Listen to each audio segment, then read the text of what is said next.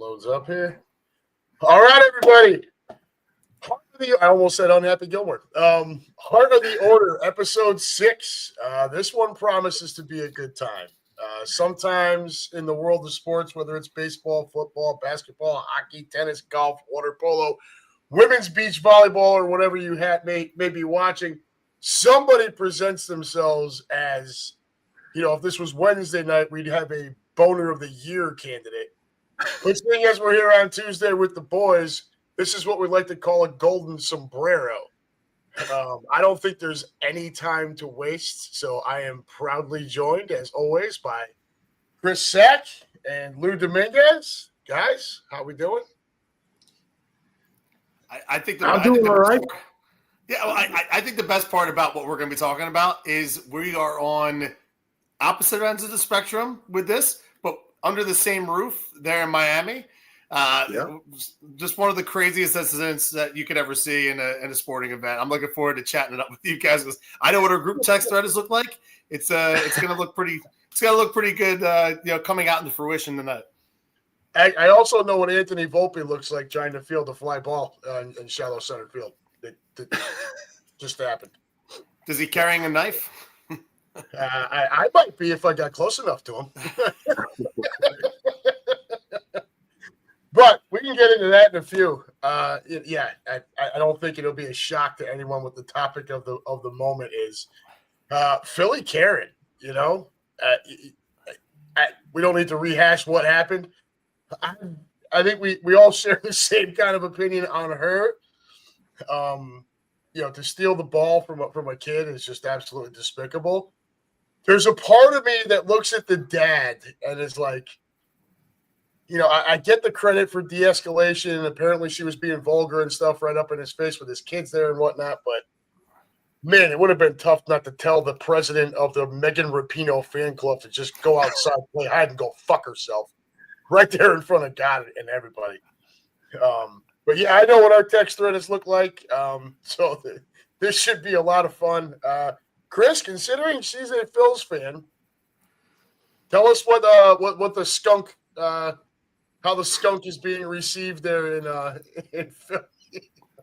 The thing is, it's not just Philly, right? I mean, this is a national story that's coming to the limelight here.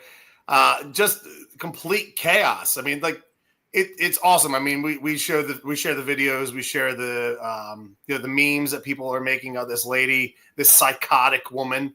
I have no idea. Listen, I do have every right to talk about this topic, and not just as a Phillies fan, but as somebody that's caught home run balls previously. I had 2 in 1 game against the Red Sox back many years ago now. I was younger, I was thinner, I had great hair. Back in the ripe old year of 2009, which is 16 years ago, 22, and the whole world is my oyster in that moment in time. I will say this, though.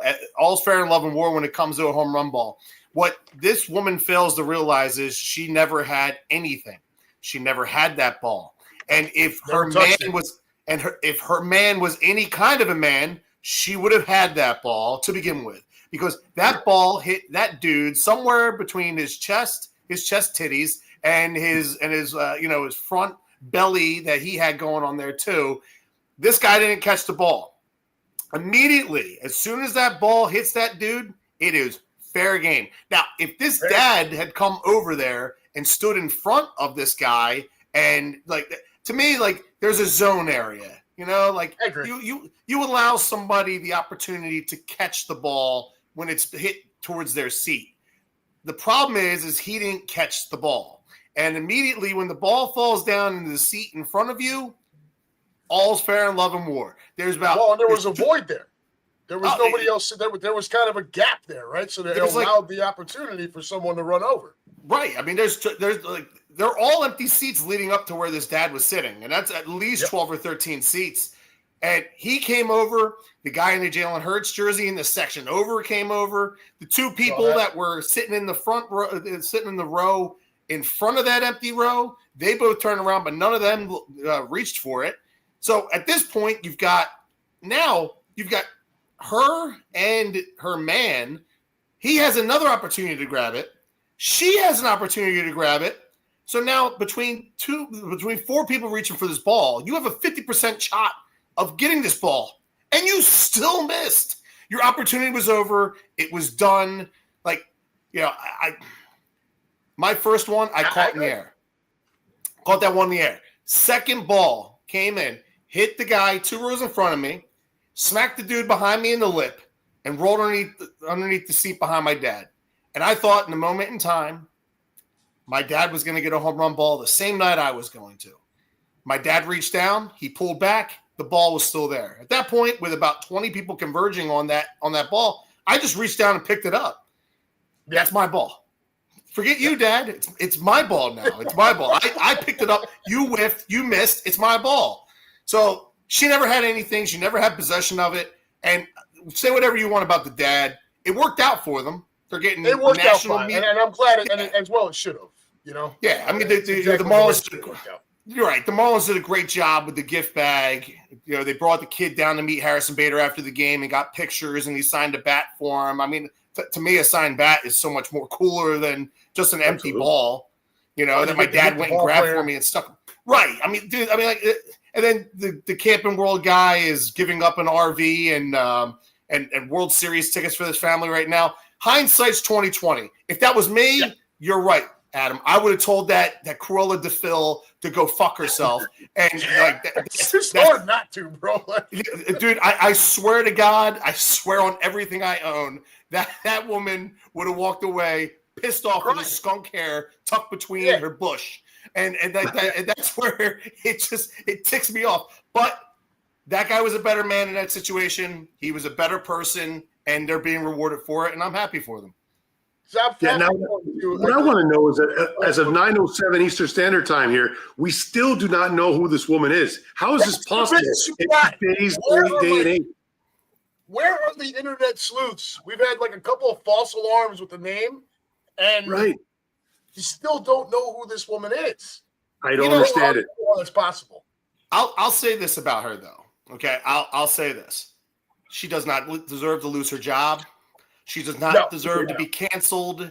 She does not deserve any of that stuff. But sure as hell, she deserves to have her skunk head dragged through the mud for a good week or two. And all's fair when it comes to that too. You're the one that opened up the door for that. You're the one that was an asshole. You deserve to be dragged. But at the end of the day, I don't think she deserves to lose her whole entire life over something as dumb as this. No, agree. No. It's like the reverse Steve Bartman in a way. Like Bartman didn't deserve it either. But obviously, this is a completely different story. Yeah, you're right. But I'd like to see her. Somebody should track her down. I want to get her side of the story on record. I want her. She should apologize to the kid. And somebody's got to dig her up. Man, I need closure on this story, which is absolutely insane. I don't disagree. I don't think she should lose her house. She shouldn't lose any of that shit. But if there was something she could be canceled from or the constant ridicule, I think that's warranted. Did you guys see the video of how she behaved after the fact? Yes. Oh, yeah. She continued to be a giant one up and down until she got booed out of the ballpark. So, she's earned firing and all that kind of stuff. That's going too far. But any kind of ridicule, whatever she faces outside of here, from just hey, I recognize you, you're that piece of shit, blah blah blah. She's earned it all of it. I also don't think at this point in time, what people want is she's not going to be remorseful. She won't be. No, she will not. If she was remorseful, it would have been the next day. If she wanted to come out and say, hey, I was in the wrong, I'm sorry, I apologize for this, I'd like to give the ball back to this dad and this kid, I think your window was 24 hours. And because it's way too late. And even if she did come out and she was remorseful for anything, I just think it's the biggest bunch of bullshit in the world. I would never believe a single word that this woman would say moving forward. And, look at her fucking head. Well, Lou says we need to dig her up. No, we need to dig a hole and we need to just throw her in it and just throw the dirt on top of her. It's just we do not claim her. I swear to God, in Philly land. I would hope the hell not. No, she is not. What cracked me up was Ash on Twitter, because originally she was Miami Karen. She's like, we do not claim her. She's wearing Phillies gear. Hold on. You can't say that you don't claim her, because if she is a local to Miami and she's repping Phillies gear, she is technically a Miami Karen, because she does live down there. She's just throwing on my gear, acting like she's just trying to deflect. She's posing. I don't know about that. You can have her. We're not claiming her at all. So look, this did take place at my home ballpark, and that is absolutely a great place in the ballpark to watch a game. You're right above. I mean, Chris, I know you and I shared a moment at the game there. You didn't go up to. I don't think you went up to that bar area. It's the Budweiser bar.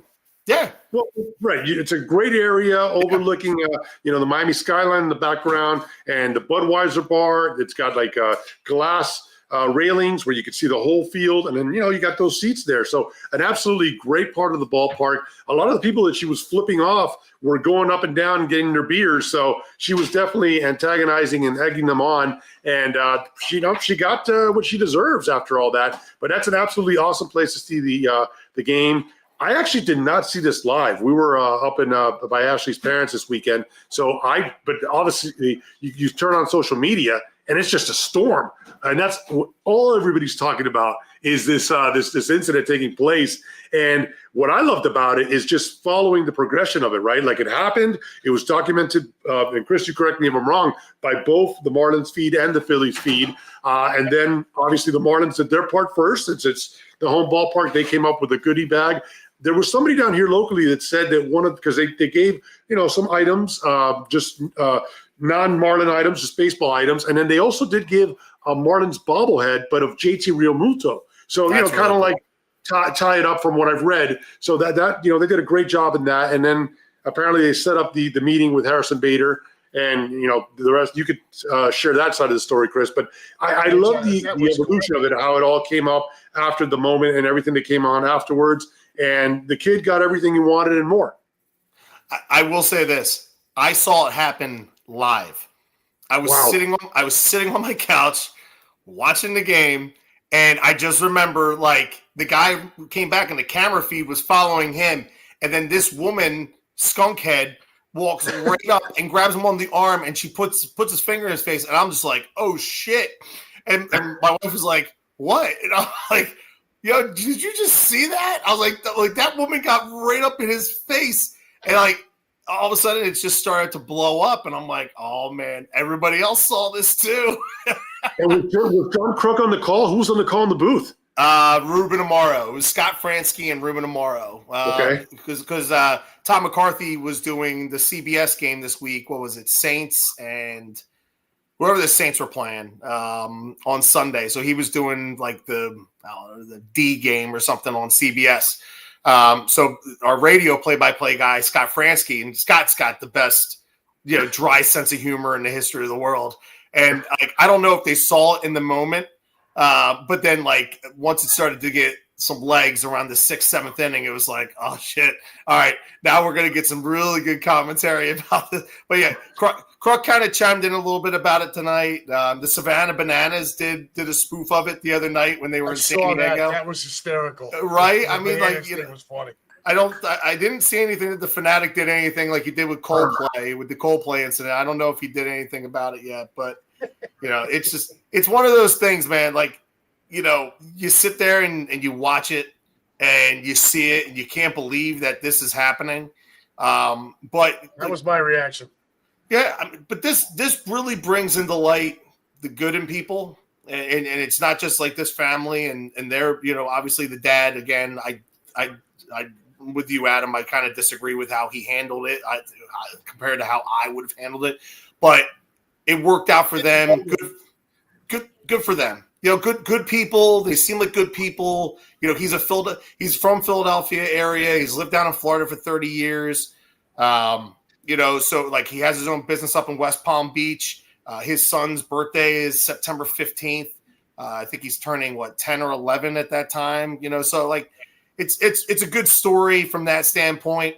At this point, I don't need to hear from Skunkhead. I just love seeing her get dragged literally all over the place these last few days. It's just been hilarious. It's great content. Think about how much we've gotten out of. We've gotten 15 minutes of content out of just that dumbass alone. Right. And the playoffs start in 3 weeks. Right. Yeah, somebody offered her what, $5,000 if she were to give the ball back and sign it with an apology on it. You guys see that? I did not see that. Yeah. So I mean, she's got a chance, but I'm with you. It is what it is. It's done. There's nothing she could say that's gonna make you change your mind on how that whole fiasco unfolded. Yeah, no, there's not. And for me, Chris comes from the side where he's caught a couple of home run balls. I've got a foul ball, but I've never gotten a home run ball. I look at it more from the standpoint of having been to a whole bunch of different ballparks with my boys and just putting myself in that spot. If I'm able to run over and grab a ball and come back and give it to my kid, lady, you are going to come running your mouth at the wrong fucking person. I promise you that. The minute you come aggressive anywhere near one of my kids, it's a whole different animal. I'm just going to put my hand out like this and give you one chance to not come within inside that my arm's reach. After that, you're going to get whatever you deserve. I'm sorry. Those are my children, and I get what the dad did. She was kind of already on him. He didn't see her coming, if you watch. She was kind of already on him, yelling and screaming. I guess she was being obscene, vulgar and stuff, and he did not want that around his family, so he just grabbed the ball, gave it to her, and told her to piss off. I get it. I do get it. I'm just like, if I turn around and there's some maniac there around my kids, bro, I don't know what my reaction is. Probably not what that dude did, though. Like, where is she getting off saying that's my ball? Yeah, you took it from me. Like, you never had your hand on it, you friggin' skank. If you want to be angry with anybody, be angry with your man. Like, take him around. Take him out in the parking lot and beat him. Like, because that's he definitely has to be, for him to be with her, he has to be a very submissive soul. Like, there's no like, how about a moment of silence from my boy there, man? I mean, imagine what that dude goes through on life on a daily basis. Oh my God, dude, could you imagine? You had to get up and listen to that fucking mouth. He hasn't had, guaranteed with her liberal views. Probably he hasn't gotten laid in 10 years. No, he's touched. He's probably gone the other way at this point. He's touched a few that don't belong to him.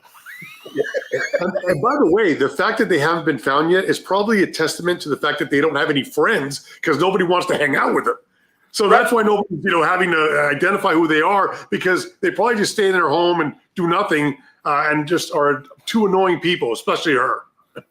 He definitely has an OnlyFans account. He definitely, there's no question about it. He's got like 50 subscriptions. Yeah, OnlyFans, Pornhub, you name it, dude. That guy's all over it. He searches for pillow humping videos on YouTube. This is what this dude doing. And that's why she was so excited to get a ball, to grab a ball. She I saw one the other day. She walked away from that guy with 3 balls in her purse. 3 balls. She walked away with the baseball, the dad's 2 balls. And the dad's 2 balls. Oh, my God.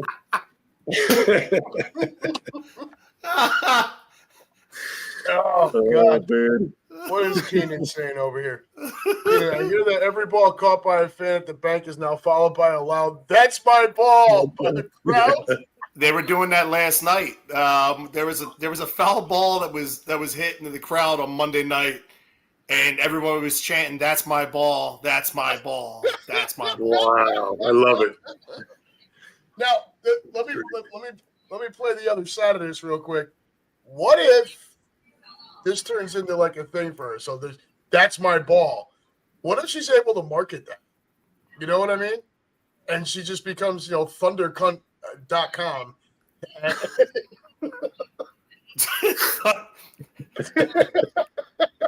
I mean, there's been far worse that people have done to make themselves famous, right? I mean, that's true. And actually, this might be the second worst thing that's happened in Philadelphia this year as far as a woman's concerned, because we had the Delco shitter. The woman. Did you hear? Did you remember that one? Lou's like, wait, what? I didn't hear it. So, you got to hear this, bro. Delaware County is right outside of Philadelphia. Like right. But like they're like notorious for like their dive bars and oh man, Jalen Hurts. Like there's like a certain lingo and a certain way that they talk in Delaware County. They're just weird. So this woman, she was like in her car and she was getting honked at by this other woman. So she got out of her car and she took a shit on the hood of her car. Like the nastiest, most runny shit of all time on the hood of this woman's car, and just pulled her pants up like nothing ever happened, got back in her car and friggin' left. The Delco shitter. The Delco shitter. Love it. Oh my God. Good grief. I mean, so awesome. I mean, the glass is really going to have to shatter and her go on a full-blown heel turn plus, through the roof for her to rival Delco shitter this year, 2025, for that title. Yeah. The Delco shitter. I totally forgot about that nasty thing. Was the Delco shitter? I mean, this could be like a celebrity, boxing match. The Delco shitter versus the Philly Karen. We got to set this up. I mean, there's two things I want to see. I want to see the Delco shitter punching her in her mouth, and I want to see her Cruella de Vil punching her in the stomach so she shits in the ring. I was going to say, you're getting a little too close to 2 girls, 1 cup thing here. 2 girls, 1 cup, 1 ball. Right. Hey, three. 3 balls. Sorry, 3 balls. Oh man. Oh God.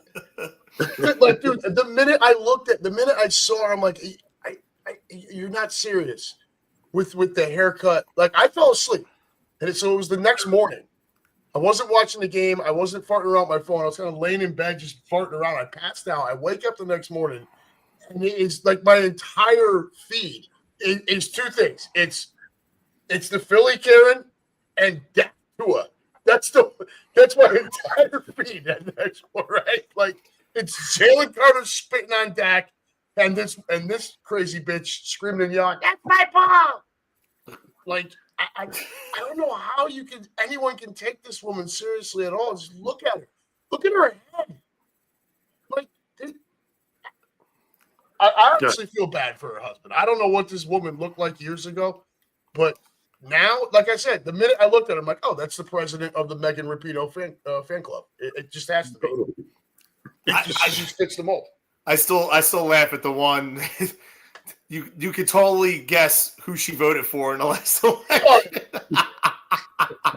In a heartbeat.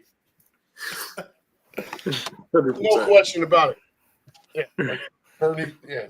I mean, Lou, from your perspective, I know how we handle it here in Philly. I know, like, with the radio shows and the TV shows, and obviously, like, the Phillies being back at the ballpark the last couple nights against the Mets and whatnot. Like, it's a talk of the town here. It happened in your ballpark. I know it's not like, I know Miami's not that much of like a hotbed as far as like sports is concerned.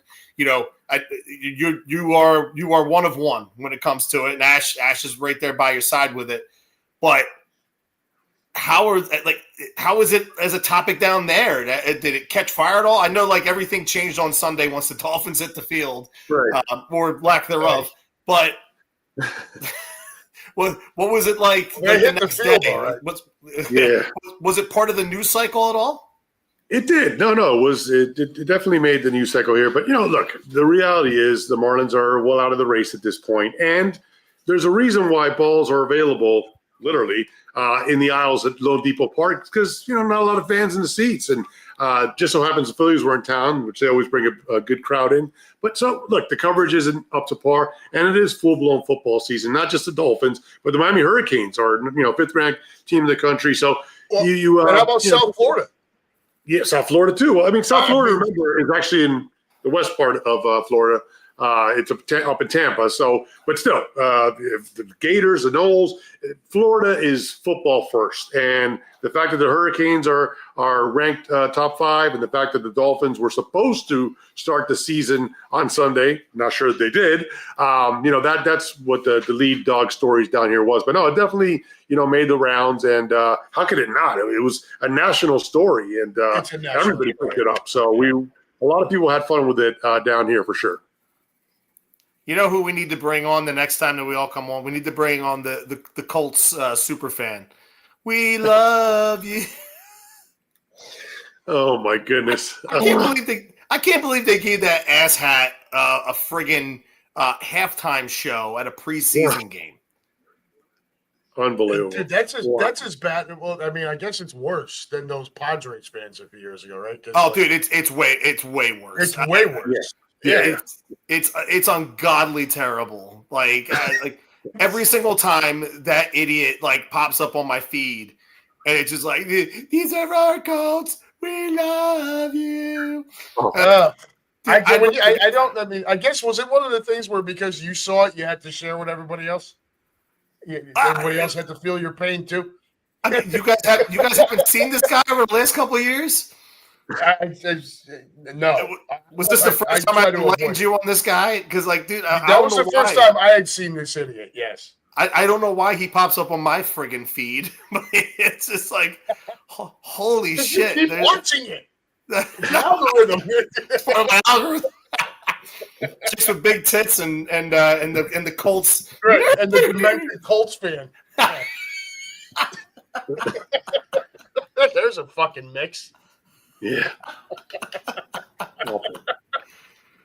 You mentioned Megan Rapinoe a few times already. I hope she's on your algorithm. No, well, unless my phone is listening, she is not. But all I gotta do is see the 900 videos of this woman. It's the same thing. Yeah. It's totally. Yep. Yeah.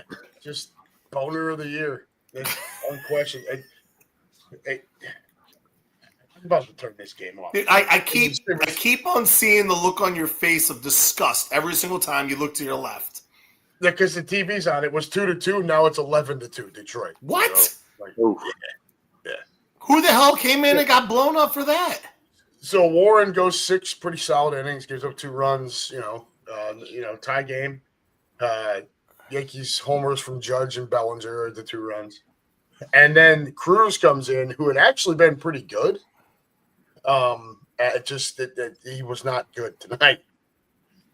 He did not record an out. I'm getting his full line here. He did not record an out. Walked 3, gave up 5 runs on 2 hits. Walked 3, didn't record an out. Then they bring in Mark Leiter, who guess that's the answer to everyone's. He also doesn't record an out. Gives up 4 runs on 2 hits and a walk. So, yeah, it's in the last half an hour here, it's just been a nightmare. You guys are going to a 2-man rotation in the postseason, I heard, right? Just Freed and Rodon? Freed Rodon and pray for fucking rain. Right. It's pretty much it, man. Look. So, for whatever reason, the Yanks have actually played pretty well against better teams over the last week, right?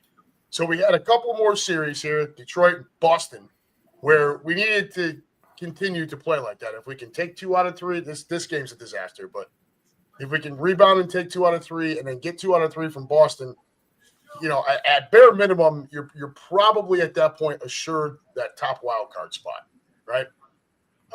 If Toronto were to kind of screw around and fall apart, you may be able to overtake them because we close. They're losing right now. Where is Toronto? They're playing Houston right now at home. The Astros. Yeah. See, I can't. Shut your mouth. You can root for them. Canada or Houston or Houston. Ick. But our schedule gets very light right at the end of the year. So if you can, put this game behind you after tonight, do a little better over the next 6 days, finish up strong against the weaker schedule. Like I said, the top wild card spot should be ours. And if Toronto somehow stumbles, there's the possibility of division. This kind of shit. But I think, again, you're going to get to the playoffs, and it's going to be the same old, right? Freed, Rodon, and pray for rain is really not a lot. You can get a decent start from Warren here and there. Schlittler, inconsistent. They're just young. Yeah, I know. It's hard to not call him Schlittler. I get it. The Delco Schlittler. The Delco Schlittler. But then the lineup is still the lineup, guys. We don't consistently hit good pitching. So it's a playoff berth. Seeding will depend on how we pretty much get through this week. We can change. But after that, it's more of the same. But Detroit and Houston and probably Toronto too, even though we just took 2 out of 3 from them, probably all better than the Yankees at this point. Yeah, I know you want to catch Toronto. Obviously, you want to put yourself in the best position. From a baseball fan perspective, and you guys know how I feel about this. I do not like the 3-game playoff. I just don't like it. Baseball is the longest played sport. I don't want to go into it, but you got to at least let these teams host at least one playoff game. I want 5-game series. I won't bore you with it, but it's a win for baseball if you get Yankees, Red Sox in that best of 3. I mean, that's big time right there. That's ratings. That's the game. Everybody checking that out. It would be huge for baseball if that's that series to start the playoffs. Yeah, I mean the thing is though is agreed. It's always a win when you get that kind of win. The American League East is very close right now though. 3 teams all within 3 games, and that so. I know you're looking at the wild card, but with 3 weeks left in the season, anything can happen. As far as like things are concerned, like two games in the grand scheme is nothing. And what you're seeing is, I'll tell you what, man, like these wild card races are friggin' phenomenal right now. Like, the Mets falling apart has allowed like 4 teams back into it. I mean, the Mets just lost again to us. So we just took 2 of the first 4 in that series. But now San Francisco is 2.5 as of right now. Cincinnati 3.5. Arizona and St. Louis are all 4. Yeah, I mean, this is gonna get tight over the next few weeks, and the Mets have little to no room for error right now. The other 5 teams are set. They're set. It's just gonna be about positioning. The Phillies are gonna have a big 3-game series next week against the Dodgers that might determine the who's gonna have home field as that 2 seed. Unless the Brewers fall apart and they fall back into that race. I think we're now 3.5 behind the Brewers. And the Brewers are playing right now against Texas. Beautiful stadium, by the way. Beautiful stadium. Yeah, we want to get to that too. Yeah, the Brewers look good, man. The Brewers are they got a loaded team all the way around. They are so good, dude. It's that brand of baseball that you like to watch, right? They play good defense. They don't need to hit home runs to beat you. Death by 1,000 paper cuts on a lot of nights. It's old school, and I enjoy it. You guys know how I feel about the National League playoffs as it is, though, right? I think the American League is obviously overall inferior, but that National League playoff, once October turns to, that is going to be an absolute war. And I know, Chris, it's going to shave years off your life watching it again. But for lose teams out of it, the Yankees, it kind of is what it is. Watching it without really a dog in the fight is going to be a real joy to watch the National League playoffs this year. I think it's going to be an absolute rumble, and it's going to be fun.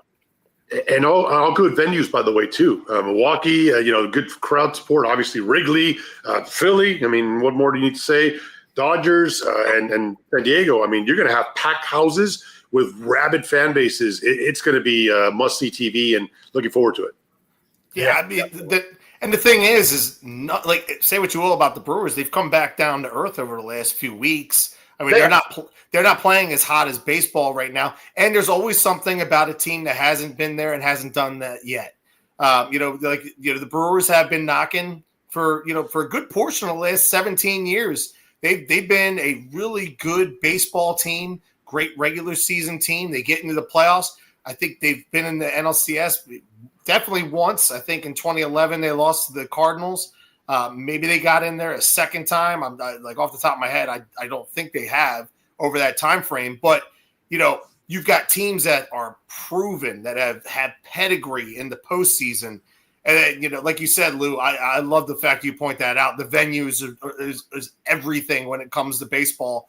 I mean, October baseball in Milwaukee with the retractable roof. I mean, with the noise, the decibel levels that are going to be in there, Wrigley Field and the historical value of that, Citizens Bank Park and what it's been known for as far as one of the best playoff venues over the last few years. The volume, dude. The volume at the bank is insane. And you don't even need it during the postseason. You get that during the regular season. It just amplifies. It completely amplifies in the playoffs.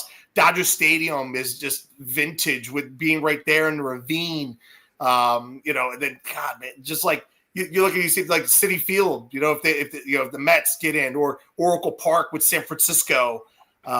Just some of these teams that are just at the Petco. I love Petco. And Petco has proven how loud that place could be during the Dodgers series. 2 of the last 3 years, and then facing us in the NLCS.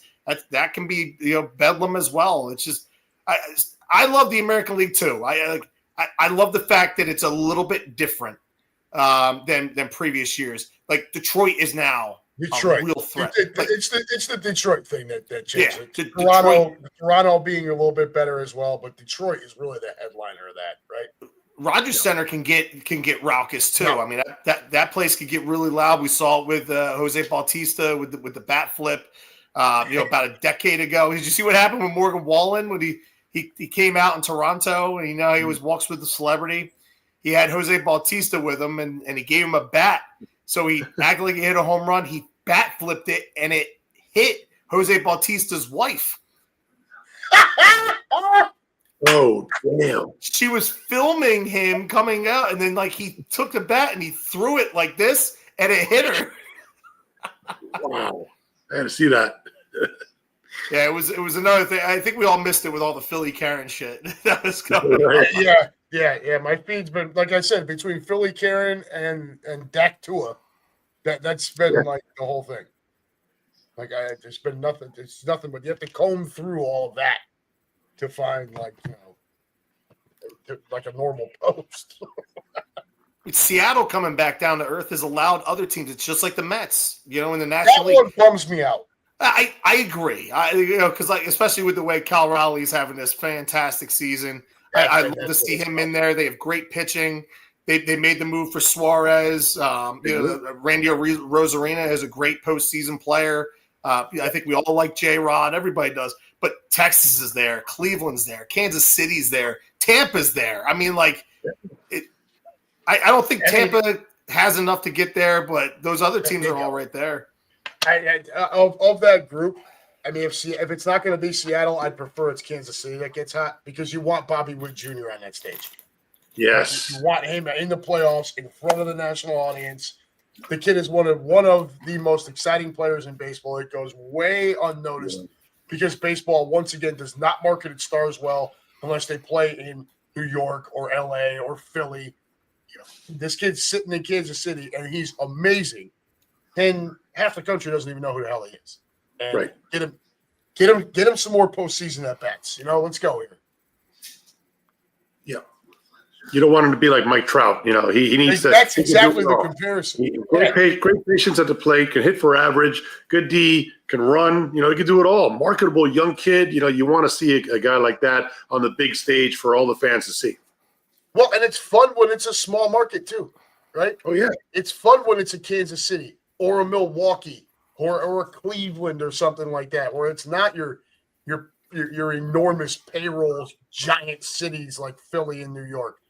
It just it's weird to hear a Yankee fan say that, right? Because we like to step on little creatures like that. But dude, I'm a baseball fan too. You want it. What's best for the sport? What's best for the sport is kids like that being in the playoffs. Yep. Nice fucking throw, asshole. Damn it. Was that Volpe again? Yeah, I think it was. So did you see all the stuff that was coming out about Volpe last night? He was at Rodon's. He was at Rodon's, thing last night. Oh my God! I sent this to my buddy earlier. Let's see. What was her name that he was with? I don't think she's a celebrity, but that poor girl. Word on the streets is when Volpe tries to throw her on the bed, she goes head first into the dresser. Oh man! I mean, she's a very attractive woman. No doubt. But she is not. She would not make Derek Jeter's starting 9. I don't even think she would be on the bench. That's not fair. Like his fucking hit list is out of control, dude. Like, are you shitting me? This team is so bad. That's just and you see it a lot against your better teams, right? The fundamentals aren't there. The situational hitting, the bad base running, a poor day. That was McMahon with the throwing error, not Volpe. The managing is a problem. The GM is the bigger problem. The fucking owners, it just goes all the way up. Well, let's jump into that because obviously down here as a Dolphin fan, McDaniel's already on the hot seat after one game. Let's talk about Boone. I mean, what does he have to do short of the World Series to save his job? I mean, does he have to win the whole thing to keep his job and come back next year? But that's you would like for it to be that way as a fan, right? Us as Yankee fans would like to sit here and be like, he has got to be gone unless this team wins the whole thing. The bottom line is, as long as he is willing to continue being a puppet for Brian Cashman, which we all know he is, Hal is not going to force Cashman's hand to fire anyone. Now, maybe Cash at some point just feels too much heat, and he's like, you know what, I gotta make an example out of somebody. But at that point, he's going to need to go find another puppet because he is not going to be challenged. That's why Girardi's not there anymore. That's why they won't bring in Don Mattingly. It's going to be some limp-wristed, I take my orders from, the analytics nerds type of manager, which is what Aaron Boone's turned himself into. Go ahead, Chris.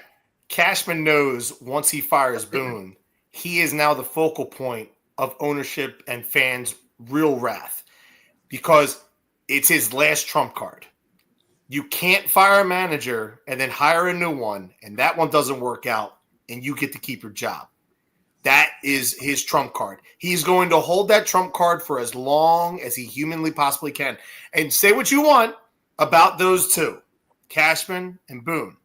I just think it's a little bit much to fire either of them a year after you went to a World Series. Yeah. I mean, I know in the Bronx, it's completely different than everywhere else in Major League Baseball. Like, 30 consecutive winning seasons and all these postseason berths and all these pennants and World Series. None of it means a shit in the Bronx unless number 28 is hanging up in the Bronx. That's all anybody cares about there. And listen, I can't fault you. I'm not upset with you on that. Like, I wish one of my teams has had that lengthy 30-year legacy or 100+ year, like with what they've done over the last 100+ years. But really, like in our lifetime, our window is the last 30 is what the Yankees have been, the standard. 1996 on up. The Yankees have been the standard in Major League Baseball over the last 30 years. Sure. However, that's not going to change in Yankees fans' mindsets. And unless number 28 comes along and then it's 29 and then it's 30, because to them they own the World Series. That's their mindset that none of us can understand or have. It's never going to be good enough. You can win the World Series this year. Nothing's ever good. Next year, and then they want everybody fired. Nothing is ever good. Here's the problem, though. I understand what you're saying about Cashman being exposed. That under normal circumstances, you're 1,000% correct. The problem is his relationship with Hal Steinbrenner and what Cashman does with Steinbrenner.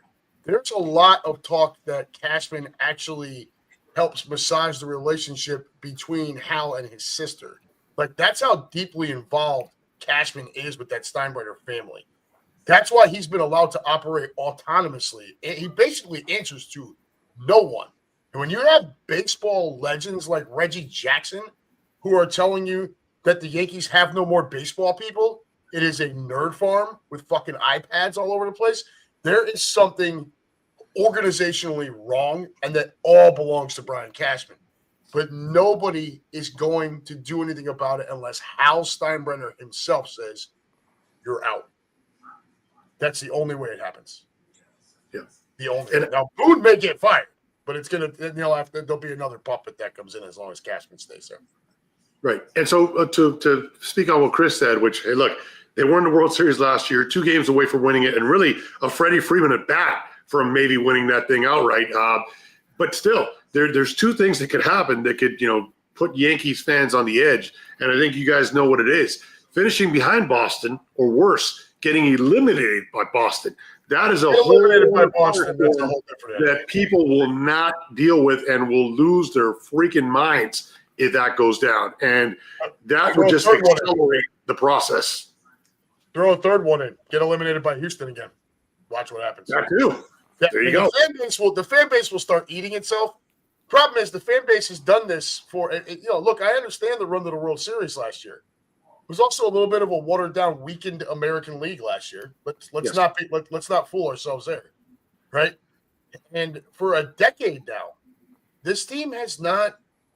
They're in the playoffs, great, fine, but there's no pot of gold, right? Houston has always been better. Boston has been better. It's been this way. So the Yankee fans can continue to eat each other. That ownership group has shown no signs of making any enormous changes. I don't even think firing Boone at this point would be an enormous change. I think it's probably fucking necessary just to say you did something to rectify it. But it won't surprise me at all if it's Boston or Houston that knocks us out, and then you'll see the fireworks in the Bronx because everyone will lose their mind. I mean, as a Yankee fan, don't you kind of I know it doesn't change the outcome. I know you still lost. But 2017 and 2019, you lost to Houston. 2017 is the one that kills me. I get it. You lost that 1 and 7, and then you lost the cheat year. And then that was the bang the drum year. But also 19 was probably the buzzer year. That's true. Yeah. So, 17 felt like the team. 2017 felt like the team that was supposed to go win that thing. And a lot of people want to blame Girardi for that too. I mean, that pretty much cost Girardi his job. Yeah, it did, and it also cost Aaron Judge an MVP award. With all of Altuve's bullshit. But I felt like 17 was the year. 19, the team was good. I don't know if they were good enough. We'll never know because, regardless of whatever happened, buzzer or not, that little fucker hit that home run and it happened. But I did. 17 is the one that bothers me more than anything else. It was definitely 2017. It was just so obvious when you go back and look at it. Like, have you guys ever done that? Once it all came out that they were cheating, you can go back and rewatch games. You can fucking hear it. You can actually hear it banging on the garbage cans and shit. And it's just like, I'm looking at I'm like, motherfucker. I get you become incensed by it. And then the fact that we didn't lose any games at home in that series. The Houston beat us in their house, right? So, and then they did it to the Dodgers in the World Series, right? And that's when it became obvious after the fact when you started looking at, like, how were you that good? The Yankees and Dodgers were on a collision course, and it was frustrating. 17 was definitely the more frustrating year. I mean, I think Luke could kind of agree with this too, along with us. It kind of harkens you back to those Patriots days, right? I mean, like look at us in the Super Bowl. I mean, Hollis talked about it ad nauseum all the time about how it was a different ball. As a fan, I tend to look at different things, like 4 turnovers by McNabb One of which Throwing up was on the field by McNabb. I mean, my big one all the time is the pick that he threw to Brewski when Westbrook's running down the seam wide freaking open, and he just threw it to Brewski. That's not cheating. That's not cheating. Yeah. That's not cheating. That's just bad play. Like, Yeah. Down by 10 with 10 to go and milking the freaking clock at 7.5, 8 minutes before you score a touchdown. And Bill Belichick's looking at the scoreboard going, are we losing this game? I mean, like, there was definitely other things that you could sit there and you could point out the reason why we lost that game. But to lose it by 3 when you turn the ball over, that makes you sick. That's the reason why we lost. You can say that we're in our huddle and all that shit, and that's all fine and well. You will have nobody on this planet will ever convince me that we were not the better team going into that Super Bowl. I agree. I will take it to my grave. We were better. We got beat, man. We got beat. Just point at McNabb. It 4 turnovers. That's all it takes right there. That's it. A 3-point loss. Quarterback turns it over 4 times. You can say what you want about cheating, and I love Hollis to death, and I don't blame him. But your quarterback turned it over 4 fucking times. Correct. In the Super Bowl. And then he threw up on the field. It's like you're an asshole at that point. Get the fuck out of here. But, I mean, the Black Michelin man had a little something to do with it, too. Yeah, with his play calling. I like the analogy that you're using, though, when you liken it to the Astros. Yeah. Cheating to the Patriots. It's similar. Yep. Yeah. Definitely similar. So, Lou, what's the offseason look like down there for a Marlins fan? Yeah, September call-ups, just get them up there and, let's see who could stick, right? I mean, right now the team is really scuffling here. We had a great run. We're 16 under, got to 500, and then, couldn't hold up that end too much there. But we're bringing up young kids. Sandy's pitching well. He's, turned it around here. And so you got to look at the winter meetings and hopefully we could get the right price that just wasn't available at the trade deadline this year and get back what we can from him. We got a lot of depth pitching wise on the farm. And right now it's just identifying the bats that could come up and stick in the major league lineup. And I've even heard, I don't think it's going to happen, but I've heard, fish insiders down here and stuff that we're going to make a push at trying to get Michael Tucker in free agency. I don't see it, but if they could get some bats up that are on the way, and we got a heck of a lot of them that are on the farm that are just about ready, and you mix in a guy like that and get some arms or some bullpen help back for Sandy, who knows? Maybe we can compete a year earlier than expected, but I still feel this team's two years away. And the bigger issue is that we're in the same division as the Phillies and as the Mets that are going to spend money. And, the Braves are not going to sit, back in 4th place much longer. They're going to make some moves and get healthy. So that's a bigger problem. But, it looks better than it did at the beginning of the year. That's for sure. If you're going after Kyle Tucker, you're not trading Sandy Alcantara. I think that's malpractice for a fan base to say, hey, we're going to bring in this guy and we're going to trade away our ace. I think that's, to me, like, if they can't get him or they can't make a splash, I think the right move is to trade Sandy away and bring in more pieces. Out of the guys that have played so far, though, like the bats that have come up this year, which ones have stuck out to you? Not like Stowers or, like some of these guys that you've gotten in other deals. Who do you think are the real, who are a mainstay that you could see that have played the last few months this season going into 26 that you're looking forward to seeing more of? Jacob Marcy. I mean, the kid's been unreal since coming up. He's been a great player in the outfield. He's 9 steals and I think 27 games he's up to. He's cooled off a little bit here, but I love the potential of what you're seeing.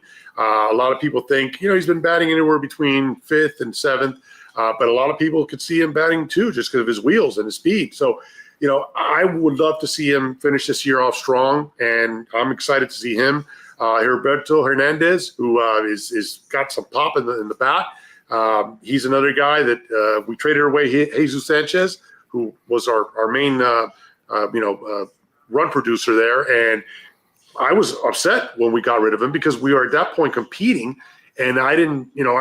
If we didn't make a trade to get another bat back, I was highly questioning that move.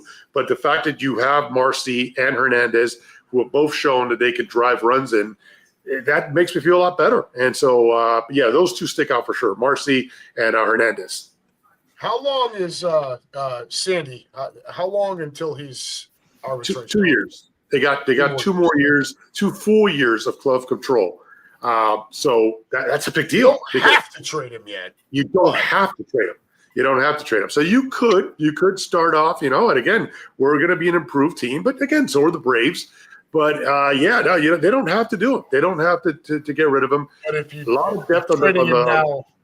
Yeah, trading him this offseason, you're also trading some team control, which should get you more back for him. But absolutely, you got to pay for that. You got to pay for that. And like I said, we do have 2 major prospects pitching wise.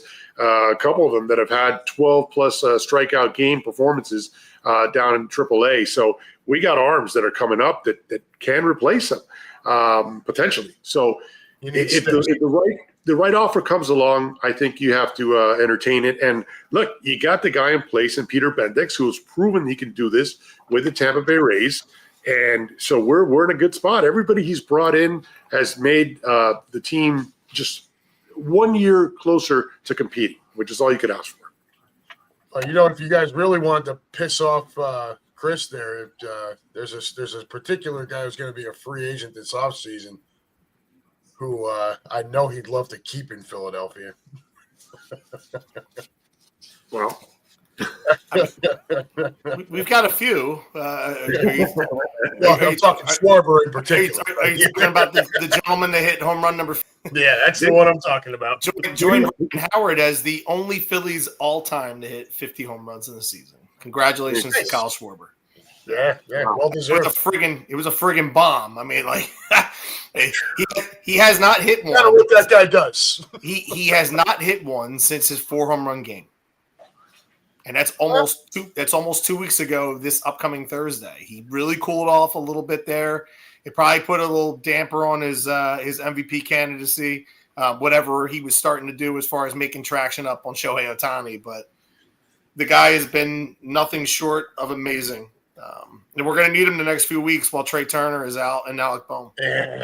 That was a bummer to see that, man. I'm a Turner fan, so that was and he's having himself a nice little season there too. So yeah, I mean, selfish part of me. I've never seen a Philly. The last Philly to win a batting title was Richie Ashburn. So I was looking forward to him doing that. I mean, he might still qualify for it unless like Freddie gets hot and he overtakes him. Maybe if he comes back in 2 weeks, it's a grade 1, so it's 2 to 4 week recovery time frame for him. But that's a guy that uses his legs for so much. And if we get the bye, you're looking at 3 weeks from Saturday would be game 1 of the NLDS at home. So hopefully the Phillies continue to win, keep their winning ways up. We hold off the Dodgers or we overtake the Brewers. And we can hold on to that number 1. I like Bohm, but at the same time, like he does not hold the same value. Like we've been hit by the injury bug here a little bit down the stretch. Obviously, losing Zach Wheeler is a big one. I mean, that's the killer. Right? It's a kill shot, but at the same time, it's like I've been saying. We did baseball brunch on August 24th. Columbia brought us back for that. For an episode, which was a lot of fun. And we talked about it then. And, what separated the Phillies from everybody else was the fact that they had 2 animals at the top of the rotation as compared to 1, which a lot of teams have 1. But now we just become a little bit more susceptible, just like everybody else. Now we just have that 1 special animal at the top. But with the way Ranger Suarez has pitched since Zach Wheeler's gone down, I mean, 12 strikeouts tonight, a new career high. He's looked phenomenal. Here over the last he's month. Locked in, man. I've been able to see him live a couple times. When he's locked in, it's really a fun night to be at the ballpark. He just makes it look. He just makes it look easy. It's none of it's hard. His fastball's 90, 91, 92 max. He picks the corners. top, bottom, side to side, inside, outside. He just paints. It's just incredible to watch the guy pitch because it's not what this game of Major League Baseball has become with high velocity. He doesn't pitch that way. Throwers, not pitchers. That's some of the biggest issue. He has no heart rate whatsoever on the mound. He feels the position like Cliff Lee, where it's just like he will stab at a line drive grounder, and he just looks over at Harper and he just soft tosses it to him. It's incredible what he's been doing. Ranger Suarez is one of the best postseason pitchers in Phillies history. So I don't have any doubts about how he's going to look when the lights turn on. It comes down to Nola. That's really what you've got, right? There's a few things. He's got to be the Nola that he was last night. Well, come the postseason, you hope so. I think the Phillies are prepared arm wise. I'm anxious to see how Walker Buehler does in his debut on Friday night. Yeah, that should be fun. Because that's a guy that's battle tested. That's a guy that's won World Series, two World Series. He's started in World Series. He closed the World Series out last year. Sorry, Adam. But this guy has been there. He's done that. And I look for whether they use him in the rotation because you're only going to need – they changed the schedule this year. So it used to be you could use your top 3 starters in the wild card, and then you needed to start 4 in division series. They added an extra travel day to the DS this year. So you don't need 4 starters until the National League Championship or American League Championship Series. So if they can – now, if you go – obviously, 2 are firmly entrenched in the Phillies rotation. It's Sanchez and Suarez.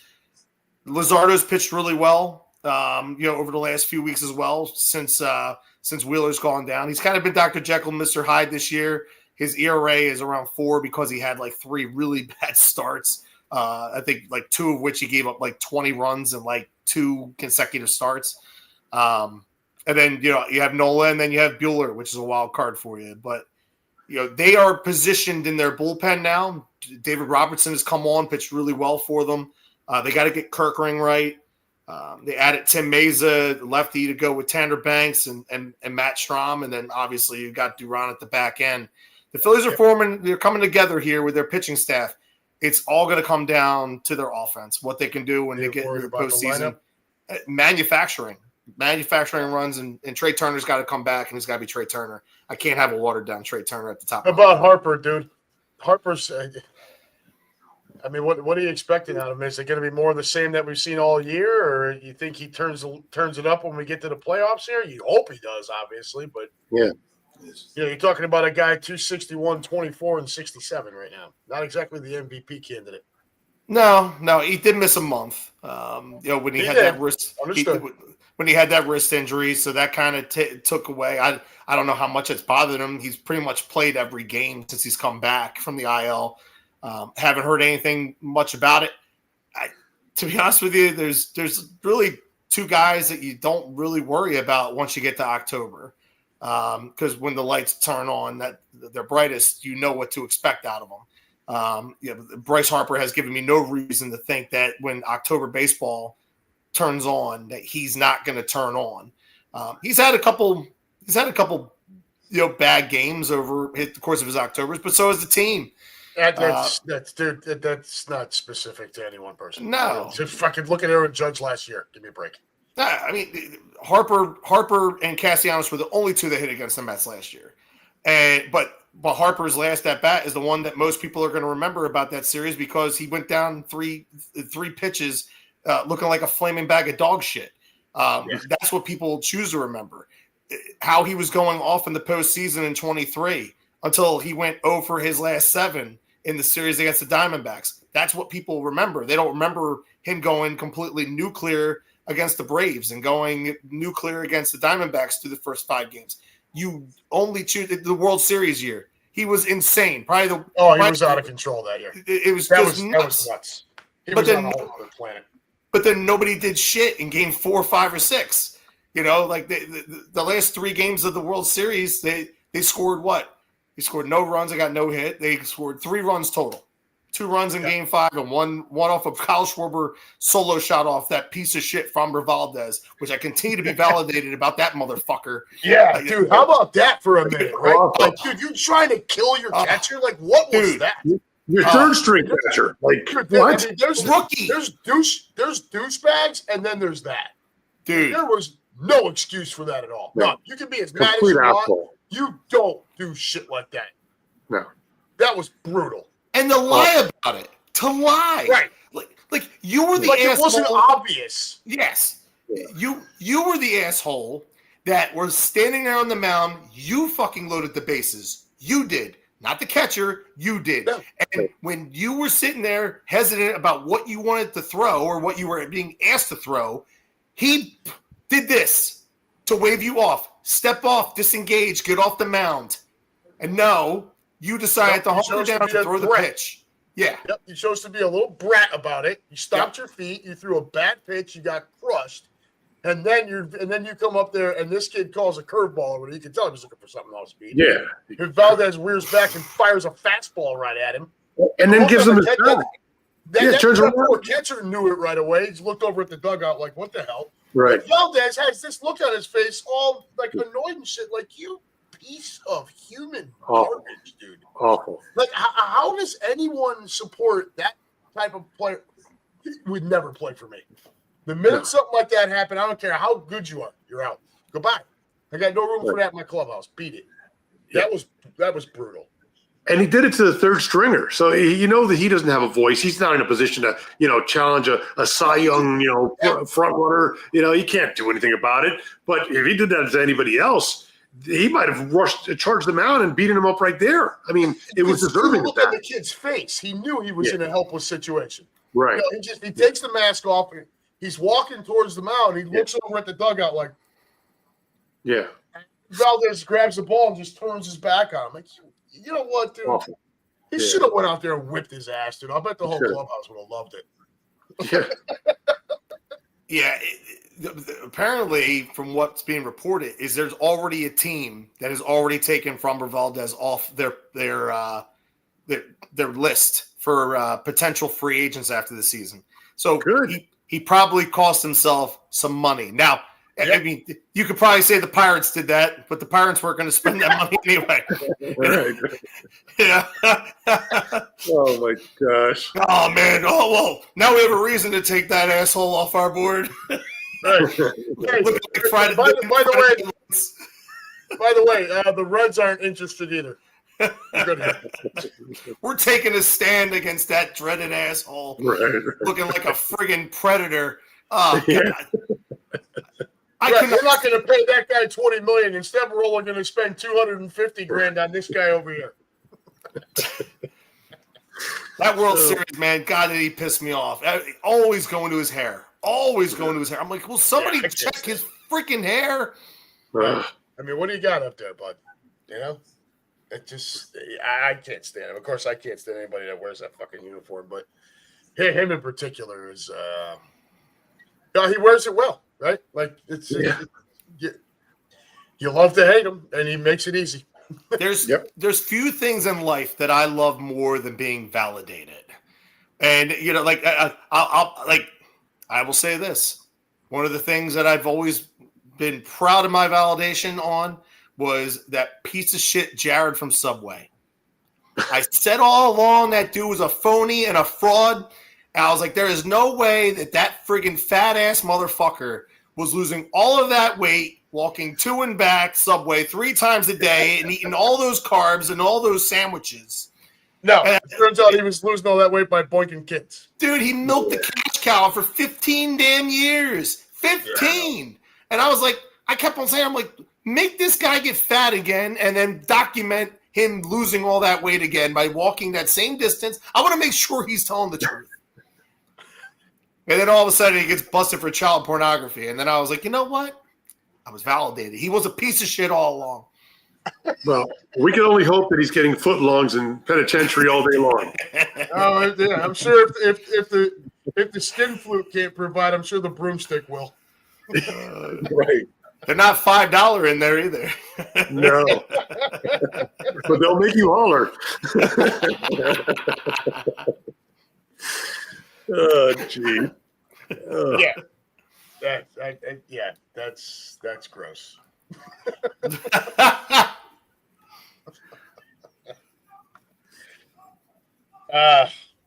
So, I mean, you know my stance. I think the National League's a war.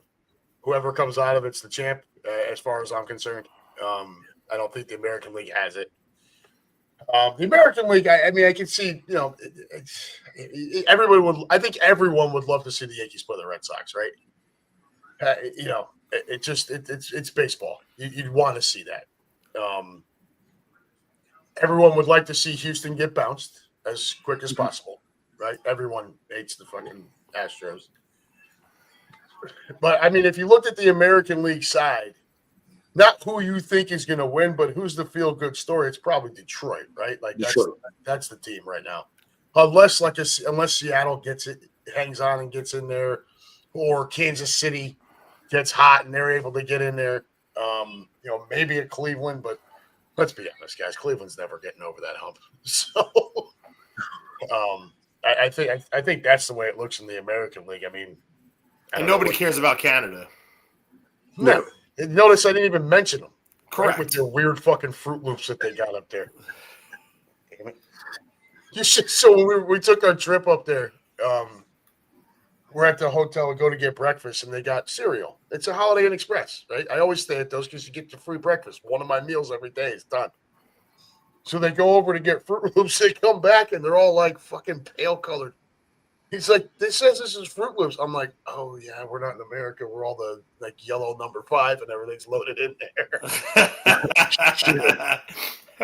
They were like not as awful, right? Like it wasn't the bright green, bright red. It was like pastel Fruit Loops. You know?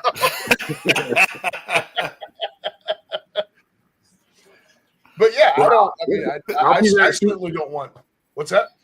No, yeah. I'm going there in 2 weeks. I'll be there in 2 weeks. We're going up to Buffalo to watch the Dolphins play at the Bills. And then we're going to head on over to Niagara Falls. And then we're going to spend some time in Toronto. Going to check out the Hockey Hall of Fame. I'll hit you up with some ideas. Chris, cover your ears. We are actually staying in the hotel inside the Rogers Center. We did not get we got a regular room. The Blue Jays are actually out of town. So we were told that you could ask for an upgrade and you'll likely get a stadium view. I know you don't want to see that, but it'd be pretty cool to, you know, spend a night in a hotel and have your window view be the ballpark. So at least for me. It's all good. The next time the Phillies play in Miami is when I'm going to be down there at the first weekend of May, my brother. I'm looking forward to it. It's going to be awesome. So Rogers Center, are you going to take a tour of it? I wouldn't. Yeah, not sure I will. Obviously, we can't catch a game this go around because they're out of town for a week.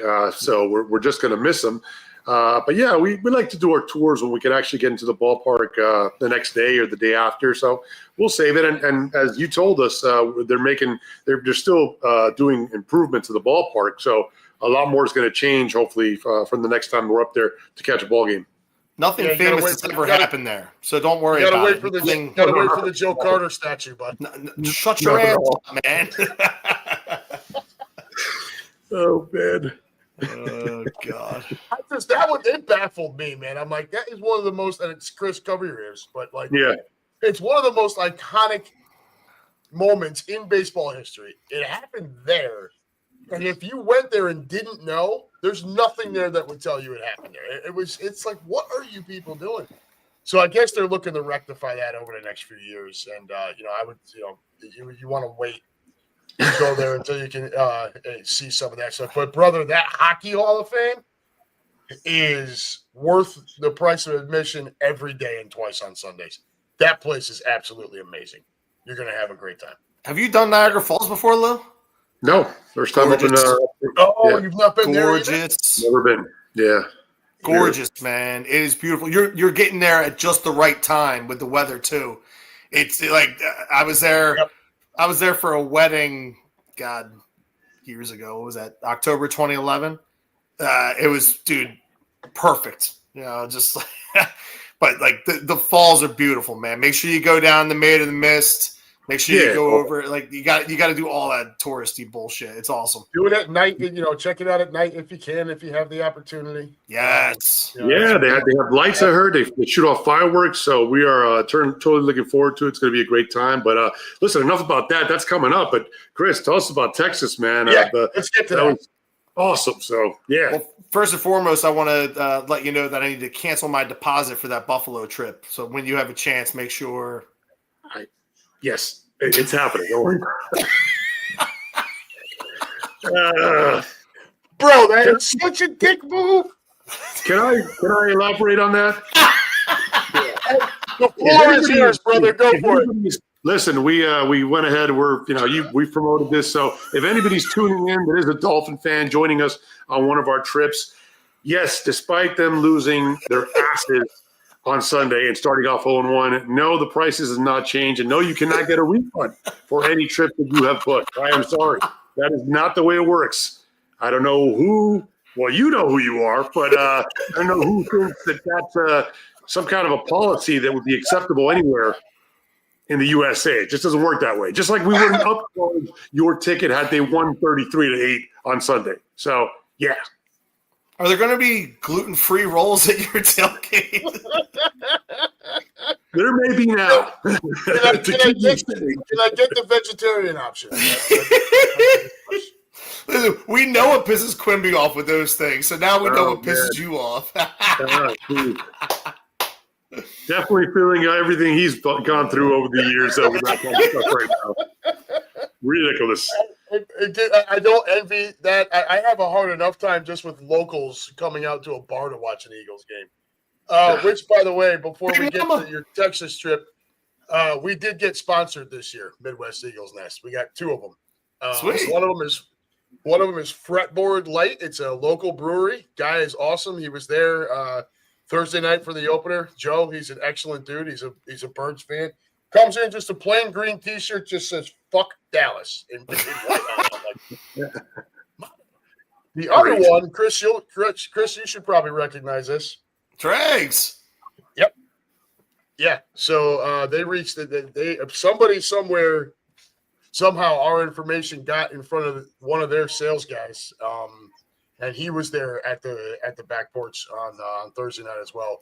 So we're gonna do like a little passport program thing where people get hole punched for the games they show up at, and we haven't figured out what we're gonna give away with that, but a lot of cool shit in the works. Yeah, that's we had 130 people out for the opener on Thursday night, and I mean it's a suburb of Cincinnati, dude. Like this is pretty cool. And you remember how it started, and now it's what it's become. It started with like 5 of us, if you included my kids, and I had 2 of these little speakers that we played the fight song on. That was it, and we were in the back corner of the restaurant. Now the Bengals and Eagles could play at the same time. We take the house sound, we got the big screen, we got the jukebox. We got the cheesesteak special. We got the beer specials. Fuck the Bengals. Like, nobody cares about that, man. But all right. Just enough about me. Chris, Texas, to take us home tonight. Yeah, Texas was hot as shit. There's no reason for it to ever be that hot, bro. My God, it was hot as shit. Where we stayed at, though, was like a mile away from the stadium. So we stayed at the Sheraton right down there. You have Six Flags Over Texas. You have a water park. You have Choctaw Stadium, which is their old outdoor stadium that they had there. You're in the pinnacle of everything. And dude, this place was awesome. I mean, it had like a nice indoor bar, restaurant area, like nice TVs. The pool, I've never seen a hotel pool like this. I mean, obviously you go to resorts and all that stuff, but like a hotel pool like this, and we stopped at a liquor store on like Saturday afternoon after we did Dilly Plaza. We'll get to that. We stopped and we picked up surf sides and high noons, and we just went back. We had tumblers, and we were just drinking in the pool and just hanging out. Great time. Me, my dad, my dad's cousin Teresa, and her husband Joe. Phenomenal people, love them to death. Obviously, Teresa is my cousin too. I guess you could take it like that. But she's around my dad's age. Not to throw people under the bridge, but she still looks better than I do, even though I'm almost 40. And they will be with us in Miami next year because they were in Kansas City last year. And they were in Texas this year, so they want to join us on the Miami trip next year for my 40th. So that will be a lot of fun to have them down there. You guys get to hang out as well. So we got down there Friday, pretty much just did some things, eating, drinking, went down to the stadium. This stadium is badass. I mean, I like the fact, I'm a big architectural guy when it comes to a stadium. Obviously, there's not a lot of history at this one. There was the COVID World Series in 2020 between the Rays and the Dodgers. Still, sticks in my crawl. Should have been there, Lou. And then, the World Series a couple years ago, having some big moments with, Corey Seager and Adonis Garcia. So, there's a lot of stuff that has happened in the short amount of time that it's been standing. But at the same time, the retractable roof, the architecture with the brick down the one side of the building, all the homages that they have to Nolan Ryan, the fact that you're sweating your dick off walking into this place, and then immediately it's 70 degrees and you can feel the air conditioning. Just it's a weird atmosphere when you go into a dome, right? I mean, Lou, obviously, your team plays in a dome. You're in there all the time. For somebody that this was my third ever indoor baseball experience. I had Miller Park, I had Miami, and now I have this one. It's just completely different with the way the music sounds, with the way the announcer sounds, with the way things just kind of bounce off one another. It's with the acoustics. I really liked our seats on Friday night. We sat third baseline. The only problem is, and now I know this for the future when I go there, is when you sit in the 100 level, do not sit in row one because they have these overly obnoxious size railings in front of you. Your eye level, here. I've made that mistake before. Right. They're this thick, but the mistake isn't on you. The mistake is on the friggin' whoever engineered this shit. It's the design. Yeah, it's just you're sitting there like this. You're sitting in your seat, and then the ball goes up in the air, and you're and you're kind of looking yeah. But remember also that the old ballpark is where that fan toppled over his death. So that probably factored in the fact that let's make this dummy proof, and make sure nobody falls over. Yeah, but I mean, even if I fell over, I'm kind of I'm right into the field level area. That part right there, I mean, that's a 40-foot drop where he just went down between the wall and left field and down to underneath area. This isn't that bad of a drop, Right. But I mean, you could feel it's funny because you could feel when the air conditioning would cut on. So you could feel it kind of hitting the back of your head. But we had a great experience with that. The Phillies offense turned it on the ninth, blew them out. So we had a great time. And then Saturday we went to Dealey Plaza in the 6th floor museum. What an insane experience that was. I mean, it was it's morbid, you go down there. This is one of the greatest tragedies in the history of our country in this area. They have spray painted on the street there. Was at Houston Street. The X's, the one shot and then the fatal shot. Then you have the grassy knoll, and then you go up into the 6th floor. Anybody that goes to Dallas, go to the 6th floor museum. It's worth the price of admission. It's $25, but do the audio tour. Take your time, man. To me, I just love walking around and reading all the stuff because, my dad was only a year old when that happened. For us, learning in school, it wasn't something. It's you learn about it and then you move on to the next thing. But the things that you learn, I mean, dude, the guy was shot at 12:30. He was pronounced dead at 1:00. They were putting his body in a casket on Air Force One at 2:20. They were swearing in Lyndon B. Johnson at 2:38 with Jackie Kennedy still, on Air Force One, still wearing that dress with the blood. Yeah, blood. Yeah. This is a little bit more than 2 hours after he was like his brains were blown out of his body, and they're swearing this guy in to fly back with the dead president's body in a casket to Washington D.C. from Dallas. I mean, that's at those times it had to be 4 or 5 hours easy to get back there. And it's just it like you just learn things that you never knew. But that was a really cool experience. Probably the highlight of the weekend. So like as far as like hilarity was concerned, we went out to eat at this place called Boom Jack's, right down there in Arlington area. I mean, you could see like Jerry World. That place is obnoxious. Huge. I can't believe it. Dude. It's just wow. So you had never been down there before? I've never been down there. That was my first time I ever stayed like a few days in Texas. I've flown through Dallas a couple times on business, but I've never stayed. So Jerry World, you can be on Route 20, which is a good way south of Arlington, going across, and you can still read AT&T Stadium on the fucking roof of it. It's so big, dude. It's just nuts. So we go to Boom Jacks. We watch the Phillies come back that night against the Grom and the Rangers bullpen. They win that game. So I want to go to Cigar Bar. So I'd been looking up for a couple weeks about this place, and it's right down there in that area. I'm like, it's just a mile walk. So we leave dinner, we had a few drinks. We've been drinking all day. So mile walk's nothing. You're like floating. So we get down to this Cigar Bar, and I'm telling you, man, immediately we walk into this place. And it's like a scene out of a movie where the records scratch. You boys ain't from around here, are you?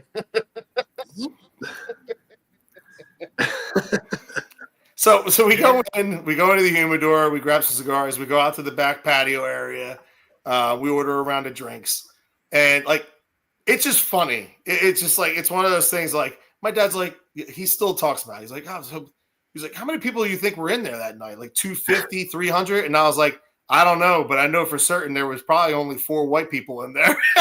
But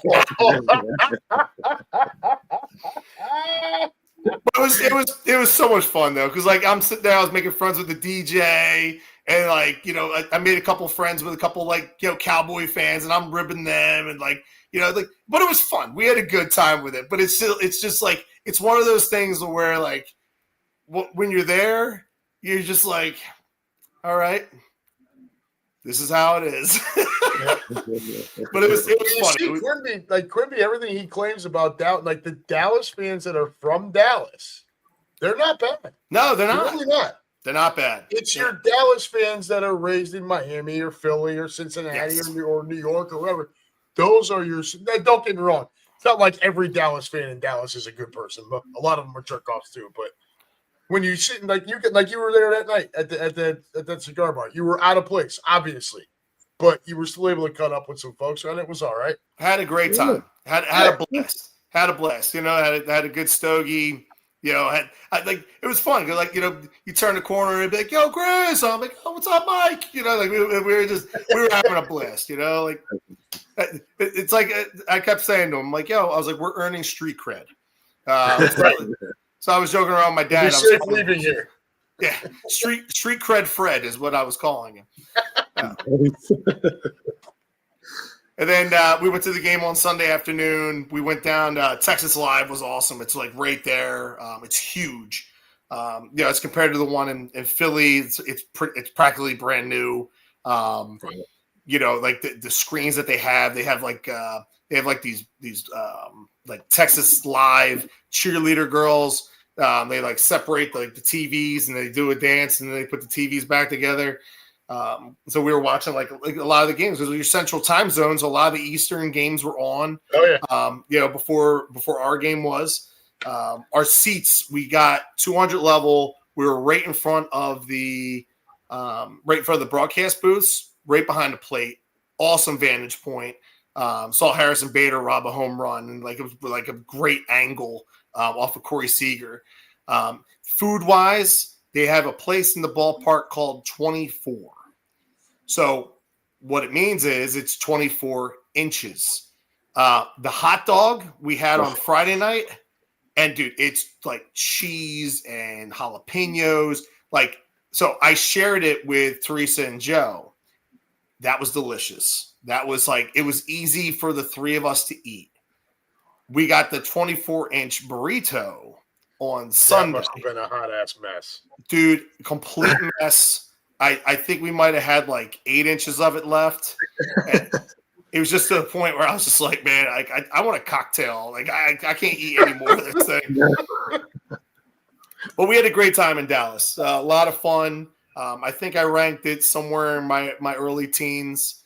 Because it's hard at this point along the line of, I think I had. Yeah, I mean, I got much left. I got 6 left. So it's kind of hard to see what still has a shot for top 10. I mean, I still have Dallas, or I still have Houston, Seattle, Vegas, Angels, Arizona, and Toronto. So I don't envision Toronto being in there. No. I've always wanted to go to Houston, even though they're asshats. Seattle has it. The ballpark looks cool. Seattle's ballpark is. You're gonna like Seattle. Yeah, you're gonna like Seattle. Yeah. I've always wanted to get to Seattle too. And then I hear good things about the Angels. That's where I'm looking to get to next year. So I'm already kind of plotting out next August. It's the week before. What is it? The week before Labor Day next year. So we were talking about flying out on Friday. The Phillies are in Anaheim, so we would fly into Orange County. We were going to do Disneyland on Saturday. Yeah. We were going to do Disneyland Saturday, Phillies, Angels Sunday. Monday was going to be Universal, so we would go from Orange County down to LA. We would do Universal on Monday. My wife hasn't done Dodger Stadium yet. Cardinals on Tuesday. Fly out Wednesday morning into Phoenix, catch the Phillies and the Diamondbacks, so I can get that one out of the way, and then fly home on Thursday, and then I wouldn't have to go back to work until Tuesday. Oh, nice! There you go. Because it lumps right in with Labor Day weekend. Yeah. So that's tentatively how we're plotting our strategy for next year. I love it. You mentioned Arizona, so they just announced this week that they got the green light for $550 million renovations to that ballpark. Apparently, it's dated these days. From what I understand, they need it. Yeah. So, yeah. But it's also extending them being out there for, I think, 40 years. So that was the trade-off. So, yeah, the Diamondbacks are here to stay, essentially. And, you're going to get a new ballpark out of it. So, yeah. Well, I should have had that one years ago. But the guy – so I was originally supposed to get there in, 2013? So the dispatcher at my job – I was office administrator. The dispatcher at my job got fired. I had months before that, they said that we were going to go out and do a new payroll system training in Arizona. So I immediately looked at the schedule and I was like, listen, I plan on while I'm there, I'm going to go to a ball game. So what they did was they bought tickets for everybody that was going on that trip. And they were making a trip out of it, like a nightly, like all of us were going to go together and go to this game. So I was supposed to fly out on Monday morning. I was going to spend a few days there, and then I was going to leave straight from Arizona and go meet up with my dad and my buddy Jamie in Chicago for our annual Chicago trip. And they told me Thursday before Monday that I had to cancel my trip to Arizona because I just got promoted. So I didn't get to knock that one off. So that's like my next one that, is kind of the white whale of chasing now. Nice. So, yeah. Colorado for me. It's dude, going to be Denver next year. You're going to love Coors. You're going to love Coors. I've been right outside of it. It was during football season. We were there to see Burns Broncos. Jackson's Lodo is where you hung out, right? Yeah, that's right. Yep, right across the street. Ballpark Museum is right across from Coors Field as well. Going to knock that one off. Did you do Red Rocks when you were out there? What's that? Did you go to Red Rocks? Did not. You got to get out there. Check that out. It's beautiful. Yeah. So we did the we went to the Colorado Sports Hall of Fame and toured Empower Mile High. So, I mean, it was fun enough. We were just out there for the weekend, but Coors Field will be it. I don't know if Grady will be joining us. I don't know what his, I told him, I said, dude, it's going to be up to you when you want to take time off and do stuff. But, just understand it. I'm 46. I can't stop going because eventually I'll run out of time, dude. You know what I mean? I got to keep going. So I told him, I said, I will not go up to the Northeast with because he's already been to Yankee Stadium, but there's Citi Field and Fenway that they've not been to either. I told him, I said, we'll not go there without you. So Liam and I will have to plan for something else, and that something else is likely going to be Denver. And Denver is easy. Denver is, I can fly there on a Friday night and come back on a Sunday if I really need to pull it off like that. It's not a problem. There's direct flights in and out of Cincinnati, which is great. I can pull that one off with relative ease.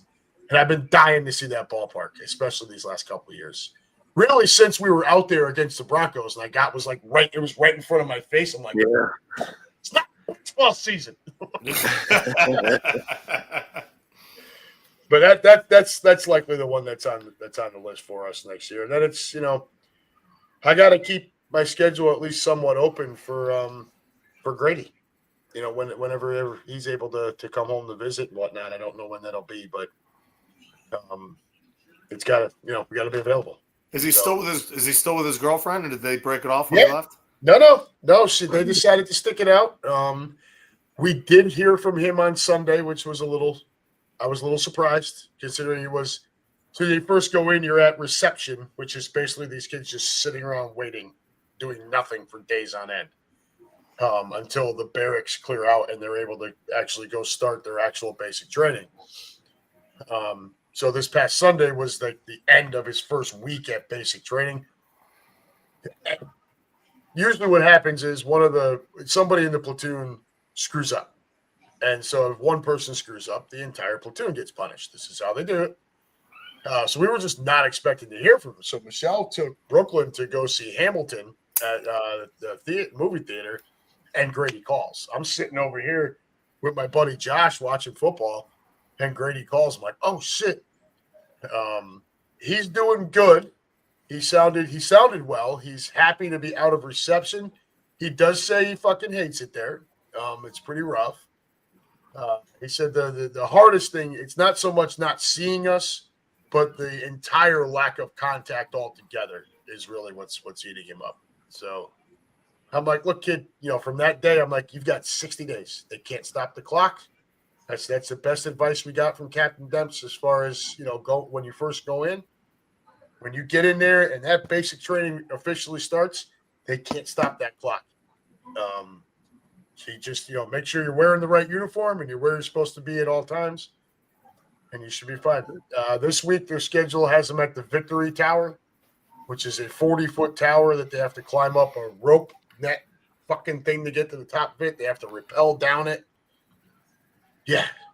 In a couple of weeks, he's already been issued his M4. In a couple of weeks, they will begin shooting. So he's off and rolling. Yeah. But we don't know when he'll be coming home. We know that he should graduate Thursday, November 6th, which would make Family Day Wednesday, November 5th. So we will leave Tuesday, the 4th, drive out there. I've got the hotel booked off base for 3 nights. But then that Friday, he gets up and they ship him straight to his AIT training up in Maryland. So he's gone right away. So, yeah, give me a little touch and go for the next probably 6 months to a year. And then after that, we'll see what happens. It's a good kid. Yeah. Whatever you tell me to do, drill sergeant. Answer every question. Answer everything with yes, drill sergeant.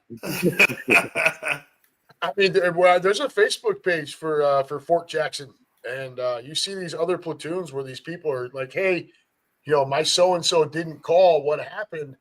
And then somebody else who's got some information. There's one platoon in particular that hasn't been able to call for like fucking 3-4 weeks because they keep screwing up and getting in trouble. Oh shit! So they don't get their phones on. You only get it on Sunday and only for a certain amount of time. But if you screw up, you won't get it at all. So, I mean, you got like contraband. So I guess one dude fucking tried to steal something from the sergeant's like office or something. Just Olympic caliber fucking stupidity here is leading to them not being able to use their phones. You just told him not to be that guy. Don't be that guy. That's exactly what I told him. Don't be the reason why people can't call their families. That's how you get beat up in the middle of the night. Right. Don't do that. Yeah. You know, don't be private pile with the fucking donut in your Foot Locker. Yeah. So Adam, Grady, I'm taking he's not doing fantasy football this year, right? No, he can't. I mean, he can't. He can't. So the league we do for the Midwest Eagles Nest, I have it. You know, I run the thing, but I don't participate. Grady had been running the team. Now it's Liam. So Liam's got control of that this year. Yeah. Passing the torch, baby. There you go. Yeah, he learned a little bit of a hard lesson. You know, we got to about the 4th round, and Christian McCaffrey was still sitting there. He took him, and then all this calf injury shit started coming out. He's worth it in the 4th round. He's worth it in the 4th round. For now. I supported the decision in the 4th round. He got Amon-Ra St. Brown in the 1st round. Who else did he get? Who was his other running back? The kid from Tampa. Bucky Irvin? Yeah. Yeah. So he drafted from the 9th position. I thought he did pretty well. Right. He went for a backup quarterback and took Bryce Young, which I almost wanted to throw my own phone through the fucking wall when I saw that. Do what you got to do, kid. Right. There's only one way to learn a fantasy football, and that's by trial and error. That's it. Trial and error. Yeah. Some guys have been in my league for 24 years, and they still do the same stupid shit. Who drafted Kyle Pitts? It makes it. I don't think anybody did, but I'll tell you what. Their stupidity is the reason why in 24 years I have 5 championships. Nice. And like my league is, I've won all 5 of my championships. We went to 24 teams because it's like 2 leagues, so 12 and 12 on each side. Yeah. So like in the earlier days when we were 8 and then 10 and then 12, everybody's team's loaded. Yeah. But like now it's just. Like it's 10 and 10. It's like we lost a few teams a few years ago, and I was like, I don't feel like recruiting anybody to take over. I was like, there's no turnover with these 10 and 10. And eventually, at some point along the line, the Classic Conference is going to be all of my buddies, and then the Revolution Conference, which we've been running both these conferences since 2007. Wow. Eventually, someday down the line, the Revolution Conference is going to be all of our kids. And then that way, when we get to week 18, all its old heads, we're going to be beating their ass in the WFFL Bowl. Love it. So I love it. So like, my 2 nephews, they're 13 and 11. My godson, he's 13. He's now joined my best friend. He was the best man at my wedding. Best friend for almost 30 years. His oldest son has joined his work league. So he's like, I'm going to test him in this, and we'll see where we go from there as far as when we can start using him in our league. So let's see if he's ready for the big boys. Carson's going to be playing in the next couple of years, man. That kid is a friggin' psycho. Good. That's what you want, right? At least, hey, one of them's that way. Jacob. I'm going to have music with Jacob, and I'm cool with that. That's all right. Nothing wrong with that. No, not at all. Their own, man. I love that they're different. Yeah. Well, Lou, what about you? So while we're on the subject, how's your fantasy outlook going this year? Good. Unfortunately, one of my longtime leads didn't get together this year. So we 24 years I think we were at, and we ended it unfortunately. But I still got 2 leagues, and I did all right. I didn't draft any Dolphins, so right away I'm looking good. So the other question is, did you draft Daniel Jones? No, I did not. Thankfully.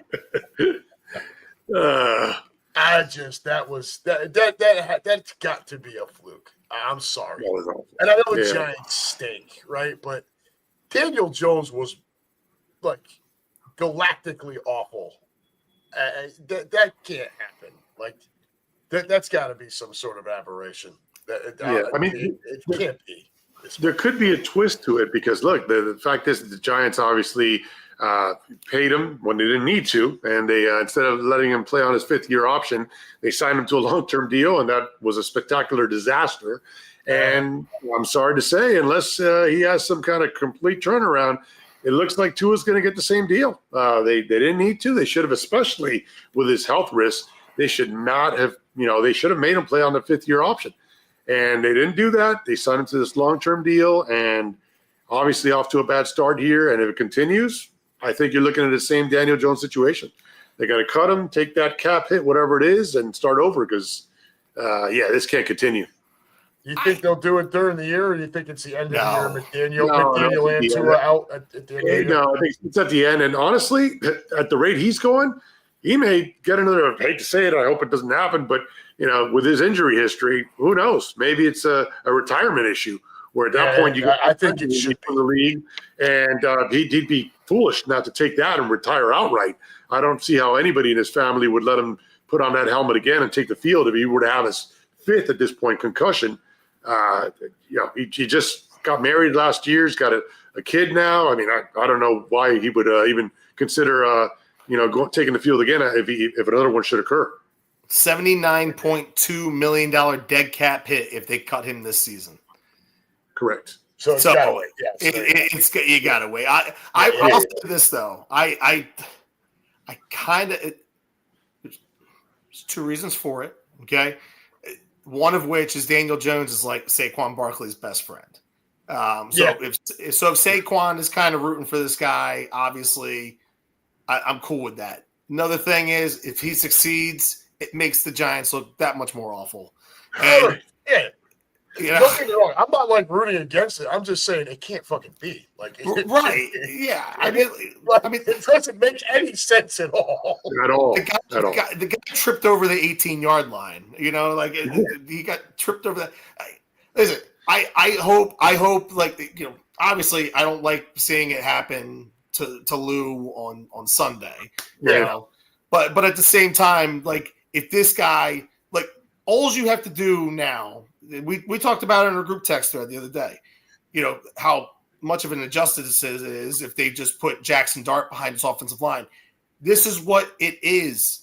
The reason why teams succeed and they don't succeed is normally built through the trenches. And if you cannot protect your quarterback, it doesn't mean anything. It doesn't matter who you have back there. And it's a grave injustice about what they did for Daniel Jones. And I'm not saying he's great. I'm not saying he's going to be great. But hell, if he's serviceable for the Colts with Shane Steichen and he saves Shane Steichen's job and the Colts are actually a playoff team or a playoff caliber team this year, well, that makes them look good and it makes the Giants look that much worse. Well, that's a winnable division. Absolutely. You don't have to be some world beater to win that Stroud division. stinks. Stroud stinks. Huge regression last year. I've been out on Sunshine for at least a year or two now. God. His record. You find out for sure now, right? Because they went and drafted Travis Hunter. So the excuses are all gone. There's no more excuses. This is it. But I've been out on that kid for a couple of years now. I agree. Okay. Is he okay quarterback? Yeah, he's an okay quarterback. But he was the highest rated coming out of college since Peyton fucking Manning. Andrew Luck, right? Yeah. And that was insane. Yeah. And then you look at Tennessee, it's like Cam Ward might, but who the fuck does he have around him? Nobody. Right? Calvin Ridley or whoever. Get out of here, man. That's just I feel bad for Cam Ward, to be honest with you. Calvin Ridley is betting on that game right now. He just bet on himself to fumble this upcoming Sunday. There you go. Jesus Christ. What a dumbass. That's another thing I don't get. It's like, dude, the rules are out there, man. Everybody knows them. Why? Why do you put so much at risk just to go gamble? Right? To win a couple $1,000? Right. When your career is worth, just infinite times more than that. Like, it's just stupidity. Isaiah Rodgers, same fucking thing. Like, what were you thinking, dude? Stupid. Yeah. And it's just dumb. All-time stupid fucking people. Put your whole career at risk just to go because you got some inside information and wanted to place a bet. Get out of here. It was like Josh Gordon. Dude, play 10 years in the NFL, make $150 million, and then smoke all the weed that you want. Smoke a Ricky Williams. Same thing.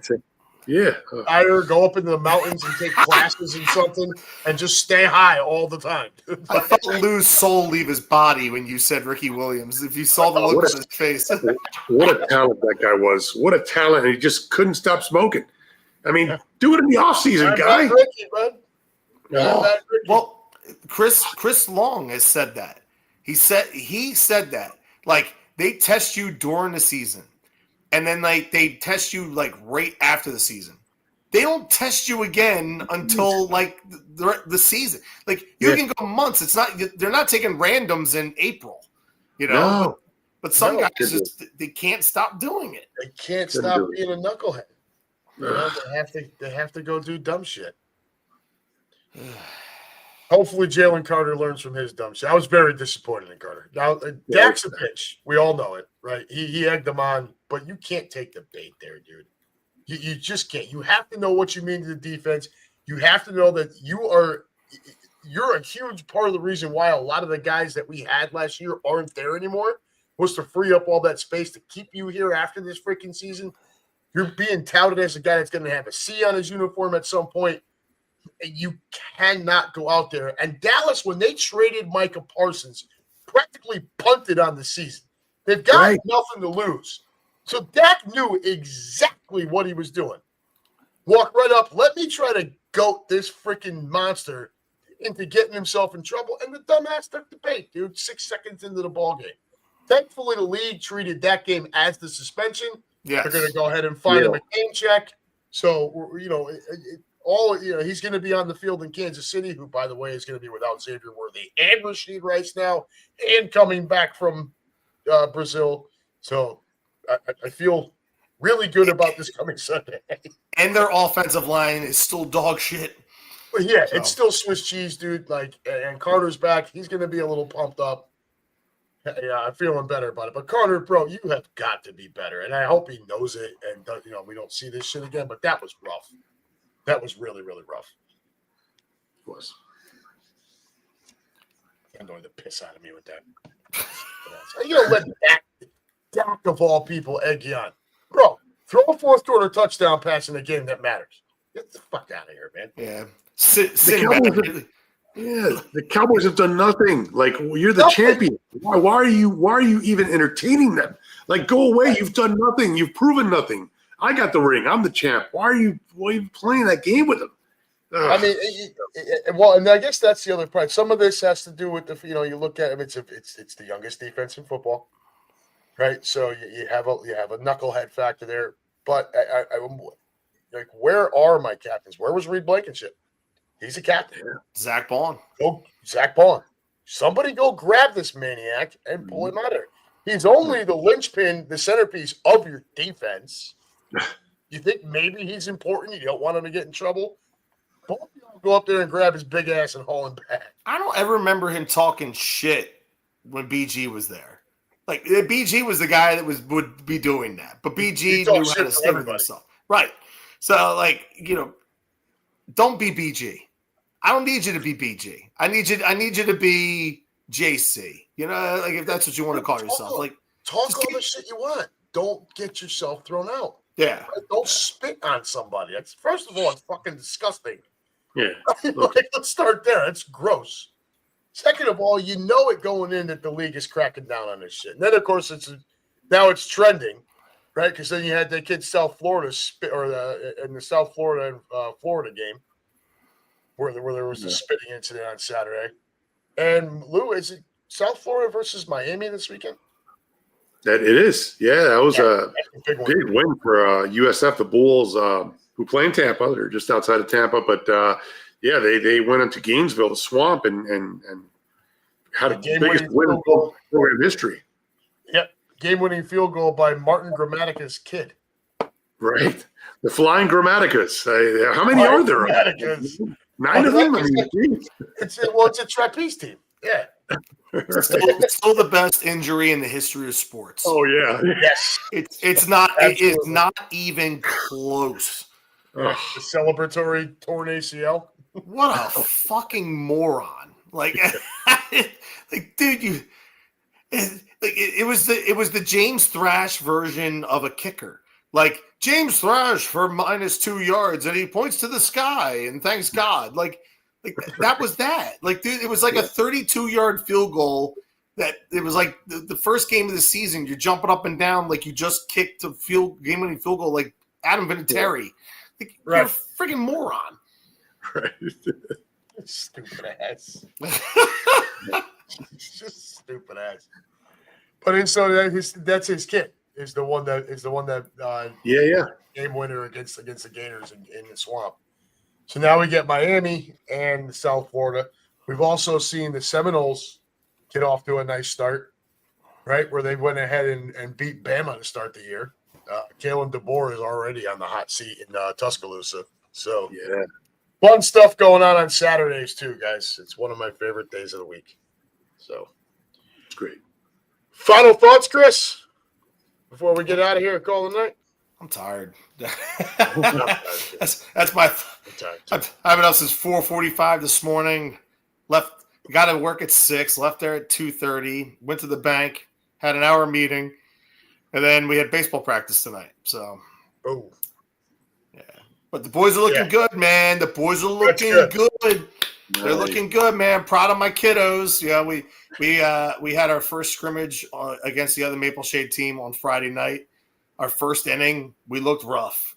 I think we gave up like 4 or 5 runs in the first inning, and then we outscored them like 17-4 the rest of the game. Just routed. Carson hit a double the other night. Oppo shot in the air. I thought he was going to hit the third baseman in the head when he hit it.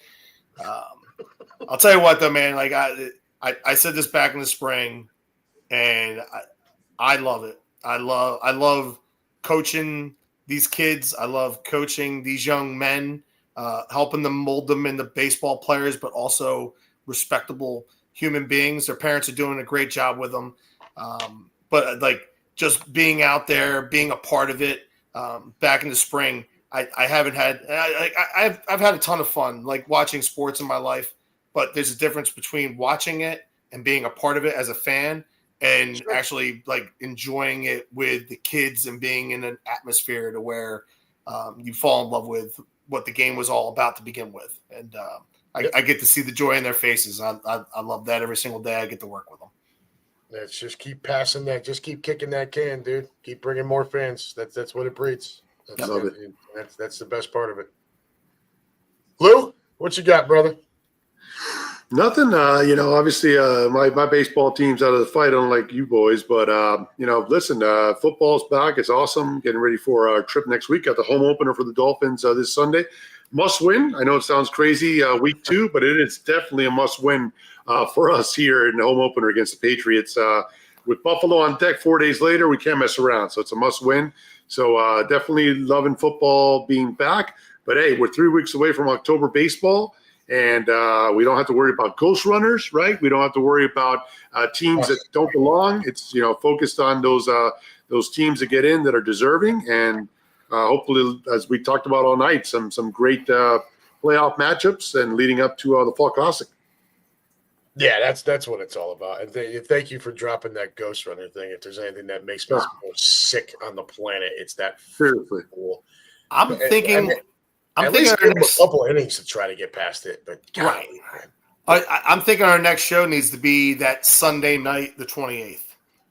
I think we should do a playoff preview show once everything's set in stone. Love it. Yeah. Sunday night, the 28th. What is Chris? We're a 1:00 game that day, aren't we? We're 1:00 in Tampa. Yeah. All right. So Sunday night works then. Yep. I'll be home. We're Monday Night Football. We're playing the Jets on Monday night the next night. So, yeah, let's make it happen. Perfect. Perfect. That works out perfect. Yeah. We start the wild card series on Tuesday. Everything should be set in stone as far as the playoff matchups are concerned. Let's have some fun. Let's let's do it that night. Yeah, just we'll kick it around over the next couple of weeks as far as start time, but like 7. Let's just do it right after the 4:00 games. Before Sunday night football. That gives me time to get wrapped up at the porch and get the hell out of there and get home. Yeah, that'll work. Yeah. All right. Sounds good. 7:00 that night. We'll pencil it in. All right, fellas. Good shit. So there you go. For those that listen later, because I know sure as shit you ain't up listening now. We'll come back actually with episode number 7, playoff preview, Sunday night, September 28th, 7 p.m. If anything changes there, obviously we'll let you all know. But until then, Chris, Lou, thank you very much. If you want to catch me again, you'll catch me tomorrow night sitting right here on my fat ass starting at 7:00. I was going to go up to the porch, but we're going to do this shit at home instead just because it's going to be a long week. And other than that, until then, folks, have a good week. Get on to your weekend. Don't do anything we wouldn't do. Remember that Judge ain't back until Monday. Play ball. Take care, fellas. Later, boys.